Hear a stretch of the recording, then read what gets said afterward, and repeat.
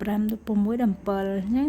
ឆាប20ក្បាលដក3ចេញអក្សរ17ក្បាលចាអញ្ចឹងណាវិធីដកគឺក៏បែបហ្នឹងឯងយើងគ្រាន់តែដកចំនួនដែលយើងត្រូវដកចេញនឹងចេញមកចា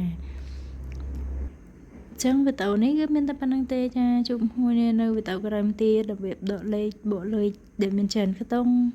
ហើយនឹងវីដេអូថ្មីបន្ថែមទៀតចាអរគុណច្រើនបាយបាយ